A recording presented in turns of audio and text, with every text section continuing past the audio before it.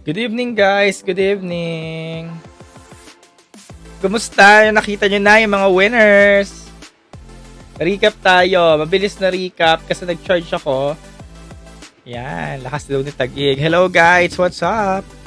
Good evening ladies and gentlemen sa lahat ng mga viewers natin. I'm back kasi nga nag-charge po tayo pero yun nga kakatapos lang ng Aqua Boracay. So yeah, quick recap tayo sa nangyaring Aqua Boracay Challenge event.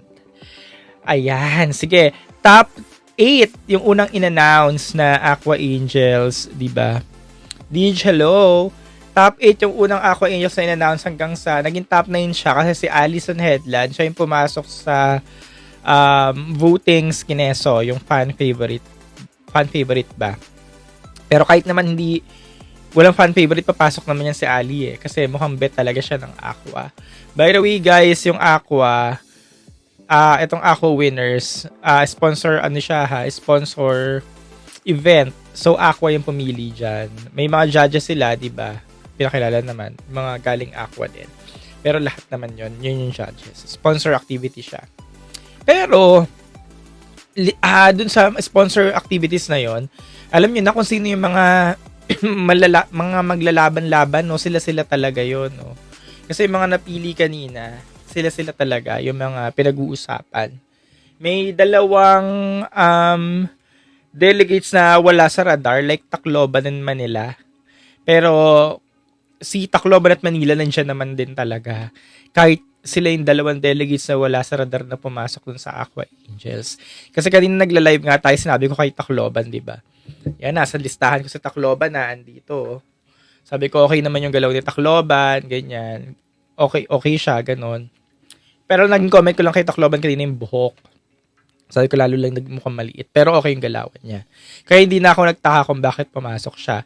Same with Manila. Kung bakit pumasok sa Manila. Kasi yung comment ko rin kanina kay Manila, kay Justin Felizarta. Sabi ko, forte kasi talaga ni Justin Felizarta yung runway, mga pasarela, ganyan, swimsuit. Kaya sobrang pulido ng galaw ni Justin. So hindi na ako nagtaka kung bakit nandyan siya. Tapos the rest na pumasok, mga given na kung bakit nandun. Kasi sila talaga yon. Sila talaga yung maglalaban-laban. Yung huling pumasok si Adela Marshall Muntinlupa, di ba naalala nyo? Siya nga yung pinag-isipan ko na gusto kong ipasok sa top 5 ko kasi nga iba yung glow ni Adela Marshall kanina. And for sure, maganda yung glow nun sa live. Kaya ayun, hindi na rin ako nagtaka na bakit siya yung nakakuha ng last spot. So, sino-sino yung mga Aqua Angels? 12 sila. First, si Pampanga. Si Pampanga yung nakakuha ng fan favorite. Pero kahit walang fan favorite, papasok naman yan si Pampanga. Pangalawa, si Nicole Borromeo.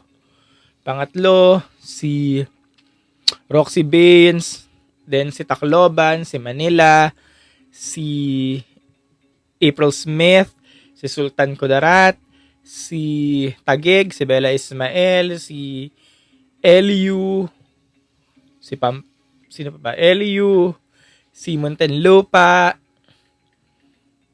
12 sila, Iloilo City, si Zesta, tsaka isa pa, sino yon? Tarlac, yon, Marian Arellano. Si Zesta, hindi na rin ako nagtaka kung bakit nandyan. Kasi nga, diba, nung lumabas si Zesta kanina, nagla-live tayo, sabi ko, pulido, forte din ni Zesta to mga ganyan-ganyan. Kaya, manlalaban talaga yan. Sabi ko nga, diba, manlalaban talaga si Zesta, kaya kung bakit nandun yun. So, sila din yung mga napapag-usapan mga girls, diba? Sila yon, yung laging mga nasa radar hanggang ngayon. Sila din yung pumasok dun sa Aqua Angels.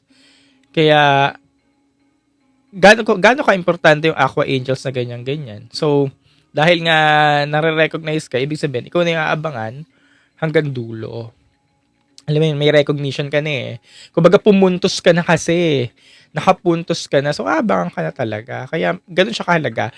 Though, hindi siya magde-determine naman talaga kung ikaw yung mananalo or what. Pero, yun, malaking factor talaga. And for sure, dyan din manggagaling yung makokoronahan. Kasi based sa track record naman ng ako, simula kay Celeste Cortez, si Michelle D, Atisa Manalo, or even last year, Winwin Marquez, yung mga nanalo Miss Aqua Angels. or yung mga nanalong Miss Aqua Boracay mismo. Sila rin talaga yung natitira hanggang dulo. Okay? Now, bakit daw hindi pumasok yung ibang mga bet nyo like Summer Island? Ayun ang hindi natin alam kasi may judges sila. And yung judges nila, yung mismong member din ng sponsor, nasa organization din ng mismong Aqua Boracay.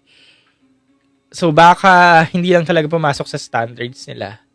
Pero kung tutusin or kung isipin nyo yung karamihan talaga yung pumasok sila din yung mga naglalaban-laban, no? So, nakikinig din talaga tong Aqua Boracay organization or nagmamasid-masid kung sino talaga yung mga frontrunners. Kasi halos mga frontrunners din naman yung mga pumasok.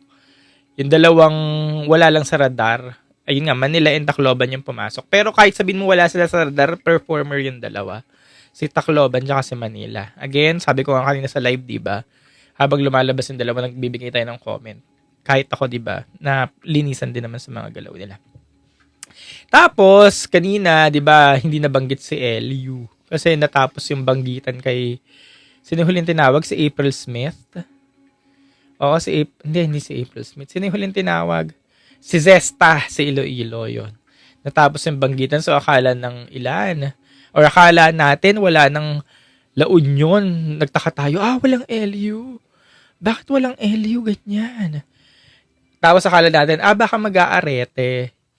Tapos wala na palang Aret Angels, no? Wala nang Aret Angels. So, exclusive na yung Aqua Boracay top 12. Kaya ginawa na nilang top 12. Kasi dati 8 lang. As in 8 sila lagi. Ever since. Pero ngayon yung top 12 na. Kasi nga, wala na palang Aret. Yes, kinabahan tayo kay LU. Ako din kinabahan kay LU. Pero kung susumahin, top 2 ko si LU. Ang number 1 ko, diba number 1 ko? Ang number 1 ko si April Smith. Dun sa performance nila. Chuchu. Ganyan. Ayun. Sabi ni Mikey, hindi daw maganda yung curve ni Samar. May baby fats pa daw. Actually, yun yung isa kong comment din kanina sa live. Yung naglalakad si Samar. Sabi ko, face card, wala tayong problema. Tapos, wala tayong problema sa face card ni Summer Island, ganyan. As in, yung kalibre, prototype. Pero yun nga, hindi nyo naking comment ko. Yung body lang siguro, medyo lang. Hindi ko alam kung nag-gain weight ngayon. Kasi alam ko manipis to dati. Nag-gain weight lang or ano ba. Yun lang din yung Pero again, kasi syempre, itong Aqua Angels na to, judges decision naman yun eh. Siguro, yun. Ganun yun. Hindi ko alam kung paano nag-resonate sa judges itong mga babaeng to habang rumarampa kanina. Pero karamihan nga nang pumasok mga frontrunners din eh. So, mukhang yung judging talaga nila based din kung sino yung gusto sa social media ng mga pageant fans, ng mga tao. And lagi naman ganyan ng Aqua Boracay. Kaya nakikinig talaga sila sa mga panis. Kung kukuha sila ng mga names na wala sa radar, iilan lang, 2, 3. Like for example, last year, si Gabby Carvalho and Valerie West. Sila yung 2 babaeng wala sa radar. Tapos ngayon may 2 babaeng wala sa radar. Si 2 babaeng wala sa radar, si Tacloban tsaka si Manila. Though performer sila, pero wala sila sa radar ng mga pageant fans. So, ganun siya. In 2024, Diamante. Si Diamante yung kaisa-isang babaeng wala ata sa radar na pumasok sa Aqua Angels. So, ganun sila. Kumukuha sila ng mga babaeng wala sa radar. Ilan lang. Pero the rest, mga nasa radar na. So, yun. At, yun. So, ito na yung umpisa ng laban. Kasi, kilala na natin kung sino yung maglalaban-laban talaga hanggang dulo. Posted na daw yung Pampanga sa Becky's of Pageantry. Talaga, kumusta? Hindi ko pa wala pa akong idea kay Pampanga kung paano siya rumamba kanina. Pero dun nga, nakita natin, di ba, yung tinawag si Pampanga, kasi siya yung nanalo ng fan favorite Kineso. Ang ganda ng tindig ni Pampanga, talagang nanlalamon siya. So, kumusta? Pang ilan na sa inyo si Pampanga? Kasi kung ako papipiliin so far, hindi ko pa nakikita si Pampanga ha, pero ang top 3 ko, number 1 ko nga, si April Smith, number 2 ko, si Allison, number 2 ko si LU, si Bea, tapos ang number 3 ko si Sultan Kudarat. Pero hindi ko ba si Pampanga, baka maging number 3 siya. Watch ko daw. Sige, panoorin ko mamaya. So, any thoughts? Any thoughts dun sa naging resulta? Pero again, huwag kayo mag-alala kasi sponsor, lang naman to activity. Hindi naman siya plus points. O, plus 1 ka, abante ka sa finals. Pero syempre, makakatulong kasi talaga ito sa'yo para tumaas yung kumpiyansa mo. Kasi syempre, nakapuntos ka eh, nakausad ka eh. Kaya makakatulong talaga sa'yo to yung confidence mo, grabe. Like for example, Tacloban. Makakatulong talaga sa kanya yon. Kasi di ba ano siya eh, wala siya sa radar eh. Ano siya, hindi siya pinag-uusapan. Kulang sa hype. Si Justin Felizarta na alos nakalimutan na. Pero dahil nakaabante, makakatulong talaga sa kanila yan. Ganun nakakatulong ang Aqua Boracay Challenge. Aqua Boracay Challenge. Aqua Boracay swimsuit fashion show. Kineso, ganyan. Yes, napayakap si Bea, no? Yung last siyang tinawag, halos napayakap niya yung owner. Kasi nga, akala nating lahat, wala talagang Bea Windorsky. Parang, paano makakalimutan yung Bea Windorsky? O sabihin natin hindi siya number 1 sa lahat. Pero yung ganung performance, ganung kalibre, paano makakalimutan, no? Kaya talagang hinuli nila eh, no? Para talagang may pang-hype sa tao, no? Kaya, yun. Buti na lang napaka-generous talaga ng Aqua lagi. No? Ang dami nilang pinipili. So, more chances of winning. Um, Same mo kay Negros Occidental. Nandun naman siya. Nandyan naman siya. Pero ayun, top 12 lang talaga yung pipilian. Ito ulit yung listahan ko. Naglilista tayo kanino. Nagko-comment din ako bawat babaeng lumabas. Ayan, Albay, Baguio, Batangas, Camiguin, Cebu City, Cebu Province, Cotabato, Iligan, Iloilo City, Iloilo Province, La Union, Mountain Province, Manila, Muntinlupa, Luisiana, Laguna, Negros Occidental, Negros Oriental, Samar Island, San Carlos City, Sultan Kudarat, Southern Leyte, Tacloban, Taguig, tsaka Tarlac. Ayan. Pero wala dito yung mga na-miss natin. Sabi ko nga inaabang ko si Quezon Province, si Pateros, tsaka si Pampanga. Pero yun, dun naputol kasi yung live kanina. Ayan. Sabi ni Densky, Paulina Vega yung liad-liad ni La Union. Yes, Paulina Vega naman talaga pero nasobrahan talaga siya sa liad. Yun din yung komento ng ilang mga pageant fans kaya hindi nila na number 1 si La Union. Even me, kaya hindi ko lang din na number 1 si La Union kasi parang for me lang din na sobrahan nga din sa liad. Na sobrang liad talaga kung liad. While kasi dun sa kay April Smith, sobrang polish, pulido nga nung kay April Smith. Kaya yun siya yung number 1 lang. For me, personally. May kanya-kanya naman tayong listahan. So siya yung number 1 sa akin. Ayan, may video na si Pampanga. Sige, papanoorin natin yan. So, ano pang bet nyo? Bet mo ba yung look ni Tarlac? Oo, bet ko. Bet ko yung look ni Tarlac. Yung, yung kabuuan niya kanina. Nabanggit ko din kanina habang lumalabas sa Tarlac. Kasi ko, bet ko yung kabuuan niya. Bet ko yung kalibre. Bet ko yung lahat, yung styling. Pero yung transition lang siguro ng mukha. Doon ako nakulangan. Kaya hindi ko lang siya na i-top 3 or top 5. Pero nandun siya sa mga panggitna. Hindi lang umakit ng gano'n. Si Baguio nga parang nasa 4 or 5 ko, ganyan. Yan. Kaya hindi na rin tayo nagtaka kung bakit isa rin siya sa Aqua Angels. Kasi talaga siya. Sabi ni The Majesty, tonight, ang nagpukpukan talaga ay si Bella at si April naman daw sa kanya. Ang linis sa pasarela, straight knees, malalayon, very technical, si The Majesty. Pati ang mga straight knees. Sino yung top 5 mo? Top 5? Yung top 5 ko kanina, hindi nga ako nakasagot. Kasi nga, nasa top 3 lang yung listahan ko. Nagtatanong pa ako kanina kung sino ba si Taguig, yung papasok natin. Or even si Nicole Borromeo, yung mga ganyan. Pero dahil nga, nag-awarding na rin naman sila. So, yung content ko, doon na lang din sa mga, kung sino yung mga nanalo. Yun na lang yung i-highlight natin pag gawa ko ng content mamaya. Thoughts about naman Muntinlupa. Isa siya nga sa mga bet ko kanina. Yun, na-mention ko to.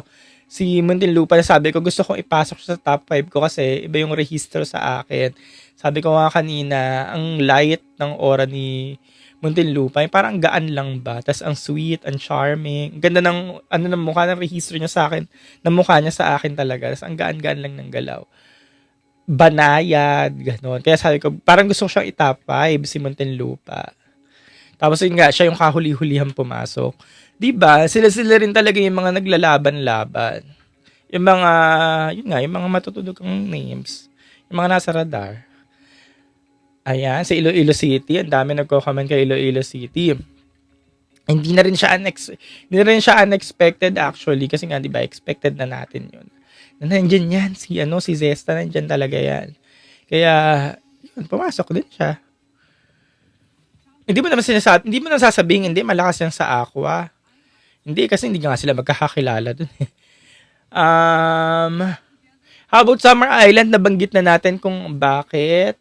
Siguro yun, ayun nga, hindi lang talaga ganun kalakas yung rehistro sa judges kung bakit wala. Same with Batangas. Same with Batangas. Yan, yung Batangas performer din siya kanina. Nabanggit yun sa unang ng live ko. Pero siguro nga hindi din nga ganun talaga nagrehistro sa mga judges. Kaya hindi sila pumasok sa top 12. Si Ron naman, April daw number 1 niya, number 2 BMW, number 3 Roxy, 4 Tarlac, at 5 Sultan Kudarat. Ang lakas si Bella at April kanina. Yes, I agree naman sa inyo. Iloilo Province, yes, okay din siya. Okay din siya pero ang dami nilang din kasing okay at 12 lang ang pinili. Sabi ni Cal, parang ang daming no when to pick na candidates. Paano ang daming no when to pick? Parang binigay na nga na lahat. Si Bea, halos binigay na niya lahat. Kaya nga sa sobrang binigay ni Bea yung lahat, sobrang sumobra na. Kasi 'di ba, ako nasobrahan talaga sa binigay ni Bea at dahil sa sobrang sobra na, halos si April na napili ko kasi nga sobra na yung binigay niya. Wala, no when to pick, parang wala naman na. Parang yun na talaga. Yun na yun, Sultan Kudarat, binigay na niya lahat. Ewan ko si Pampanga, hindi ko pa kasi napapanood. Hindi ko pa napapanood kung paano i-rehistro. Si Bella, yun na yun. Mukhang yun na yun. Si Nicole Borromeo, yun na din yun. Parang wala talaga nag-know when to pick. Like yung mga previous years, na mararamdaman mo na parang, ay, nag-hold back to si ganito. Parang, ay, nag-hold back. Wala, parang, ayun na. Yun na yung mga, ano na. Yun na si Pampanga, sabi ni Paul. Expect nyo na sila sa first cut, silang lahat sa coronation. Correct yun, correct.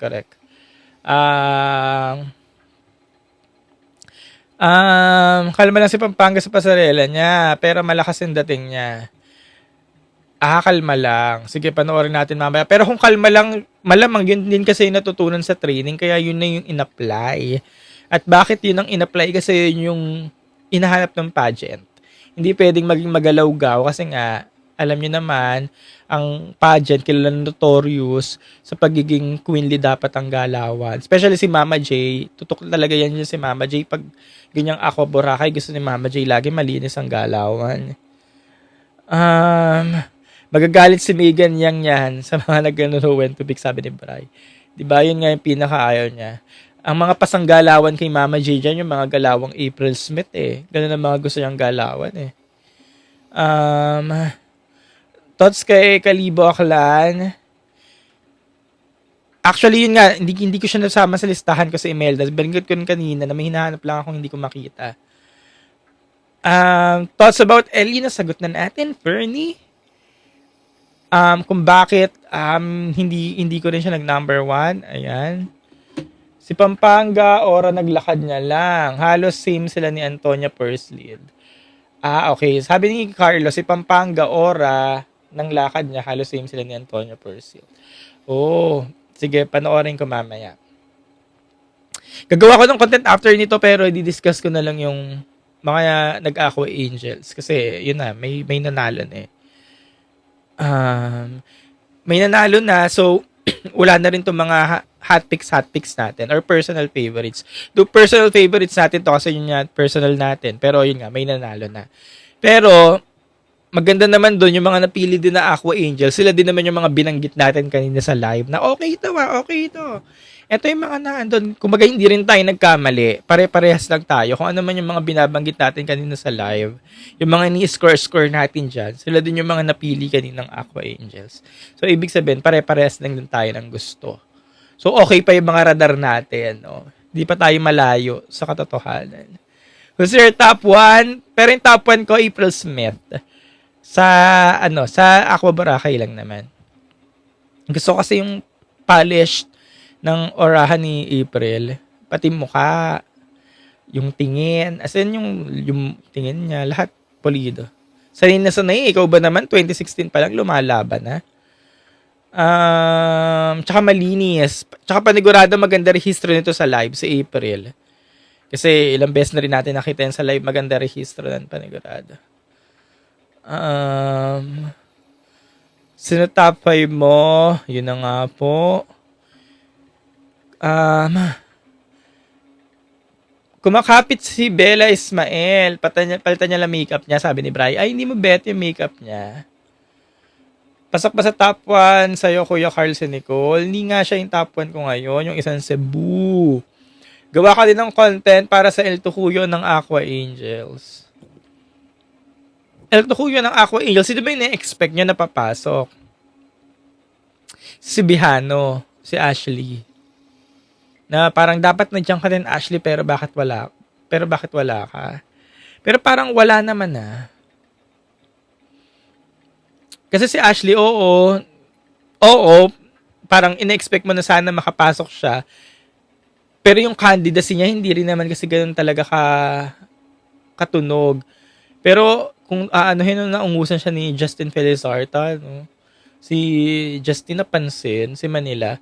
Though wala kang question sa kanila kasi nga sabi ko nga kanina, forte talaga ni Justin tong ganito. Maganda talaga yan, maglakad. Tsaka maganda, pesnan, pag sa personal.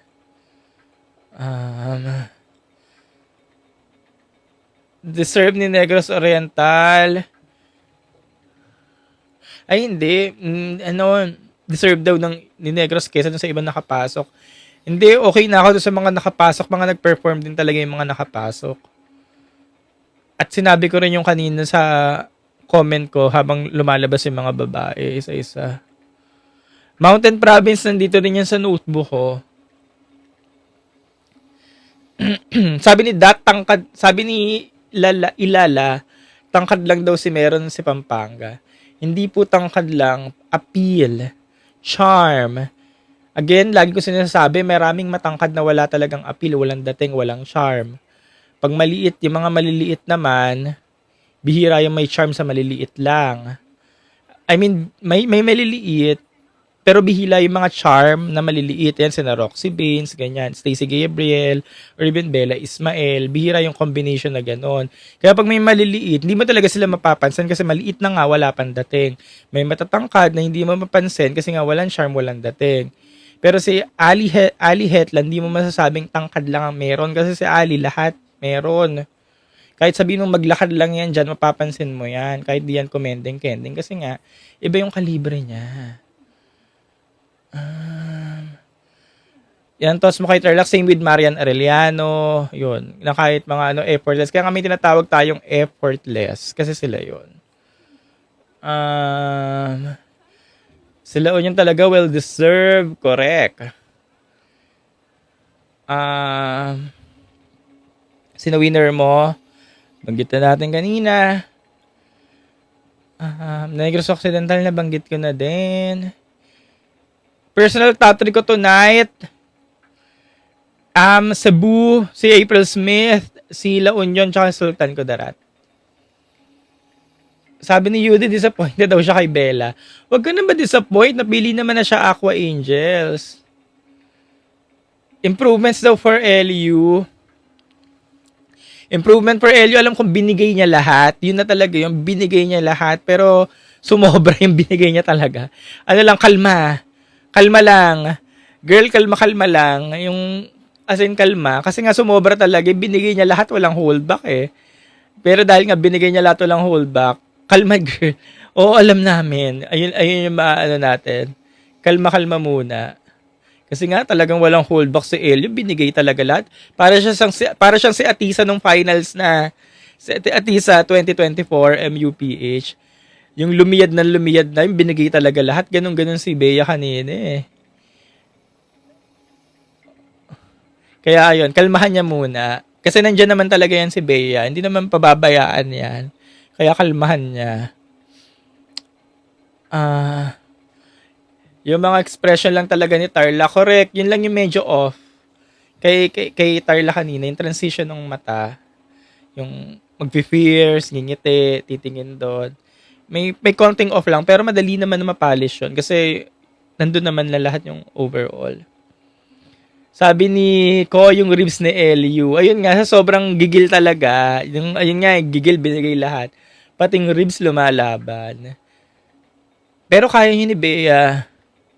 Nandun na naman na siya.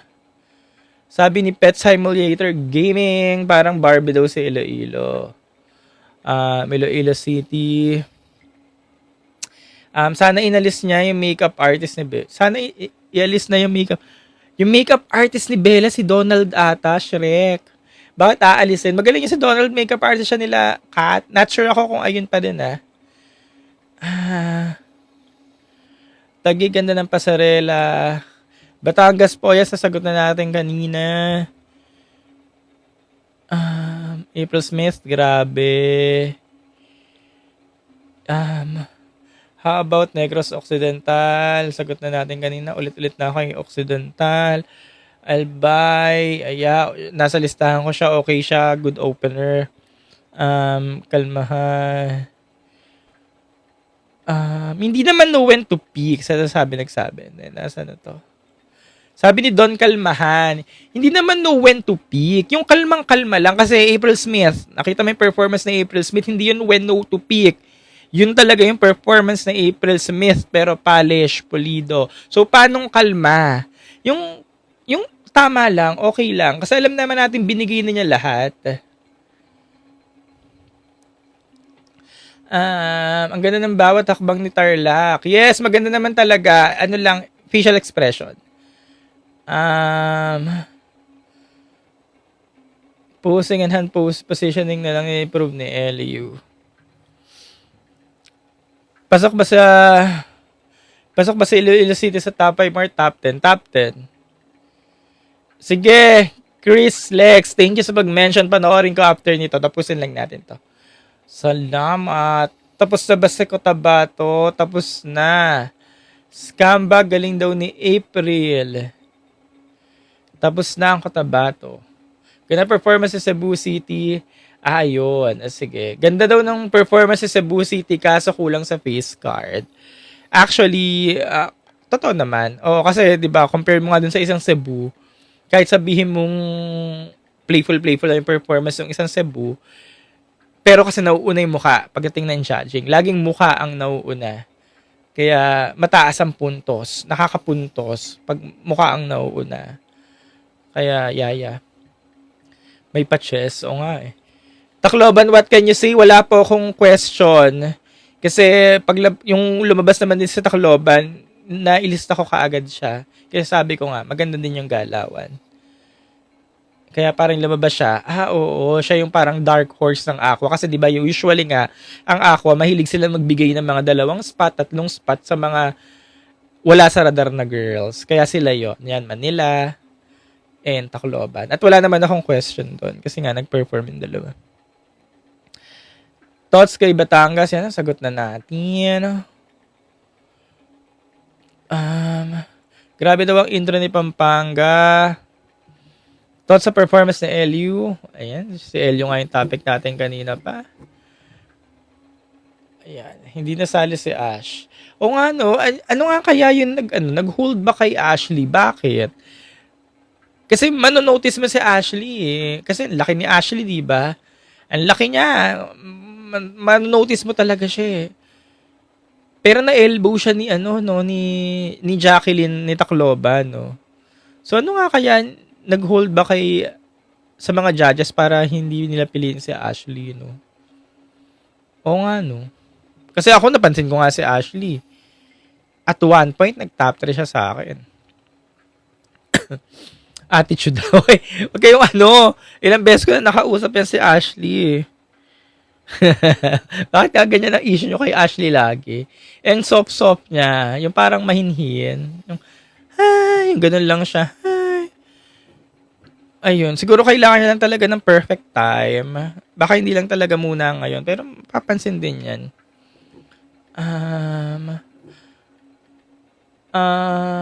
Muntinlupa. Yung Muntinlupa, nagulat ako. Si Muntinlupa talaga yung pa ilalim tumira. Yung tahimik lang. Kasi 'di ba every time naman napapag-usapan naman si Muntinlupa. Napapag-usapan siya pero nasa dulo siya lagi. Pero pag nakikita ko yan sa personal, si Muntinlupa, lakas din kasi talaga ng lakas ng dating niya.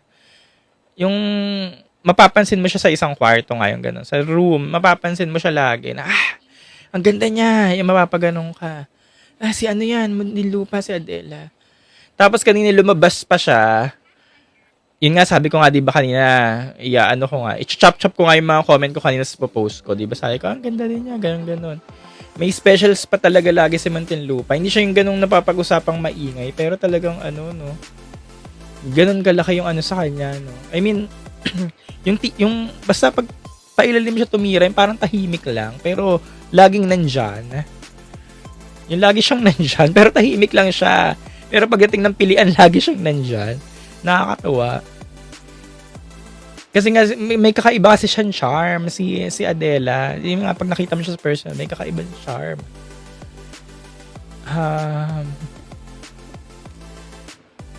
Bagay lahat ng hairstyle daw kay Bea, sabi ni Lala. Yes. O siya, mag-edit na muna ako, gagawa ko ng content. Thank you so much, guys. Live ulit tayo Monday. Thank you so much. Bye-bye. Siyempre pa si TikTok pageant guru Carl Loyola. I'm your TikTok pageant guru, TikTok pageant guru Carl Loyola.